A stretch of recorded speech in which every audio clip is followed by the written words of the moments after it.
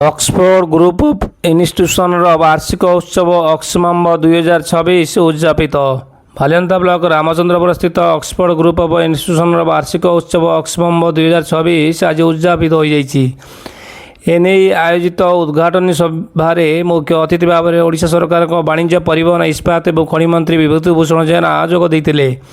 ସିମୁଳିଆ ବିଧାୟକ ବାଲେଶ୍ୱର ଜିଲ୍ଲା ଯୋଜନା ବୋର୍ଡ ଅଧ୍ୟକ୍ଷ ତଥା ଅକ୍ସଫୋର୍ଡ ଗ୍ରୁପ ଅଫ୍ ଇନଷ୍ଟିଚ୍ୟୁସନର ପ୍ରତିଷ୍ଠାତା ପଦ୍ମଲୋଚନ ପଣ୍ଡା ସଭାପତିତ୍ୱ କରିବା ସହ କଲେଜର ବିଭିନ୍ନ ସଫଳତା କ୍ଷେତ୍ରରେ ସୂଚନା ପ୍ରଦାନ କରିଥିଲେ। ବାଚସ୍ପତି ସୁରମା ପାଢ଼ୀ ଅନ୍ୟତମ ପ୍ରମୁଖ ସମ୍ମାନିତ ଅତିଥି ଭାବେ ଯୋଗଦେଇ ସାମ୍ପ୍ରତିକ ପରିସ୍ଥିତିରେ ଶିକ୍ଷା ବ୍ୟବସ୍ଥାର ବିଭିନ୍ନ ଦିଗ ଉପରେ ବକ୍ତବ୍ୟ ଦେଇଥିଲେ।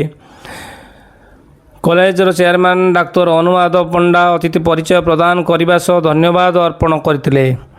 କଲେଜର ସମସ୍ତ ପ୍ରିନ୍ସିପାଲ, ମ୍ୟାନେଜମେଣ୍ଟ ଷ୍ଟାଫ୍, ଅଧ୍ୟାପକ ଅଧ୍ୟାପିକା, ଛାତ୍ରଛାତ୍ରୀ, ଅଭିଭାବକଗଣ କାର୍ଯ୍ୟକ୍ରମ ପରିଚାଳନାରେ ସହଯୋଗ କରିଥିଲେ। ବାର୍ଷିକ କ୍ରୀଡ଼ା ପ୍ରତିଯୋଗିତାରେ ବିଜେତା ଓ କ୍ୟାମ୍ପସ ଚୟନରେ ମନୋନୀତ ଛାତ୍ରଛାତ୍ରୀମାନଙ୍କୁ ଅନୁଷ୍ଠାନ ପକ୍ଷରୁ ପୁଷ୍ପଗୁଚ୍ଛ ଏବଂ ଉତ୍ତରୀୟ ପ୍ରଦାନ ପୂର୍ବକ ସମ୍ବର୍ଦ୍ଧନା ଦିଆଯାଇଥିଲା। ପରିଶେଷରେ ପରିବେଶିତ ବିଭିନ୍ନ ସାଂସ୍କୃତିକ କାର୍ଯ୍ୟକ୍ରମ ମନୋରଞ୍ଜନ ଖୋରାକ ଯୋଗାଇଥିଲା। ବହୁ ଓଲିଉଡ୍ ଓ ବଲିଉଡ୍ କଳାକାର, ସଙ୍ଗୀତ ଓ ନୃତ୍ୟ ଛାତ୍ରଛାତ୍ରୀମାନଙ୍କୁ ବିମୋହିତ କରିଥିଲା।